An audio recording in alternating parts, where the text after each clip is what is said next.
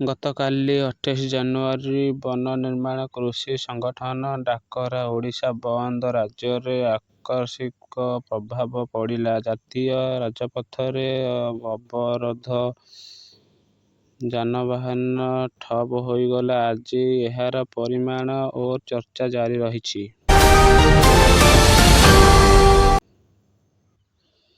ମହାରାଷ୍ଟ୍ର ଉପମୁଖ୍ୟମନ୍ତ୍ରୀ ଅଜିତ ପାୱାରଙ୍କ ବିମାନ ଦୁର୍ଘଟଣାରେ ମୃତ୍ୟୁ। ଅଜିତ ପାୱାରଙ୍କ ବିମାନ ଦୁର୍ଘଟଣାରେ ପରଲୋକ। ମୁଖ୍ୟମନ୍ତ୍ରୀ ମୋହନ ଚରଣ ମାଝୀ ଶୋକ ପ୍ରକାଶ କରିଛନ୍ତି। ମହାରାଷ୍ଟ୍ରରେ 3 ଦିନିଆ ଶୋକ ଘୋଷଣା।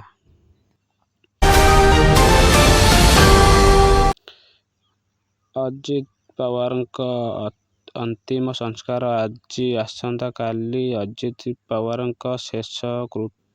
ପ୍ରଧାନମନ୍ତ୍ରୀ ମୋଦି ଓ ଅନ୍ୟ ନେତାଙ୍କ ଯୋଗଦାନ ସମ୍ଭାବ୍ୟ। ଉତ୍କର୍ଷ ଓଡ଼ିଶା ସମ୍ମିଳନୀରେ 103 ପ୍ରକଳ୍ପ ଆରମ୍ଭ କିମ୍ବା ଉଦ୍ଘାଟନ। ଗତ ବର୍ଷ ଉତ୍କଳ ଓଡ଼ିଶା ସମ୍ମିଳନୀରେ ସଂଘୋଷିତ 103 ପ୍ରକଳ୍ପ ଆରମ୍ଭ ହୋଇଛି କିମ୍ବା ଉଦ୍ଘାଟିତ ହୋଇଛି। ବିନିଯୋଗ 2.14 ଲକ୍ଷ କୋଟି ଟଙ୍କା, 1.56 ଲକ୍ଷ ନିଯୁକ୍ତି। ସଭ୍ୟ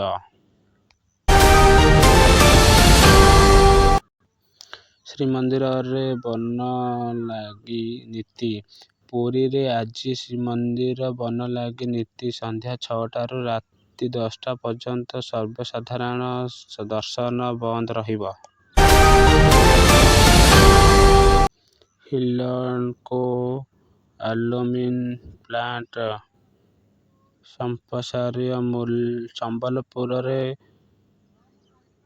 ଲପଙ୍ଗାରେ ହିଣ୍ଡଲକୋ ଆଲୁମିନି ପ୍ଲାଣ୍ଟ ସମ୍ପ୍ରସାର ହେବା 15 ଲକ୍ଷ ନୂଆ ନିଯୁକ୍ତି ସୃଷ୍ଟି ହେବାର ଆଶା।